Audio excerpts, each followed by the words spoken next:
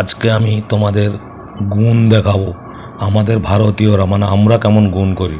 এই যে 32 গুণ 12, এই যে 32 গুণ 12, 2 2 4, 2 3 6, 1 2 2, 1 3 3, কত হলো? 4 8 3, 384। কিন্তু সেইটাকে জাপানিজরা কেমনভাবে গুণ করে দেখো। এই যে 32 আছে মানে 1 এইভাবে দাগ টেনে, 2 3, 1 2, এই যে 3 আর 2, তারপরে 1, তারপরে 2, ওকে, দিয়ে এইভাবে ডিভিশানটা হয়ে যায়। এখানে কটা আছে দেখো, 1 2 3 4, 4 বসিয়ে দিল। এখানে কটা আছে, 1 2 3 4 5 6 7 8, 8 বসিয়ে দিল। এখানে কটা আছে, 1 2 3, 3 বসিয়ে দিল। দেখো হয়ে গেল।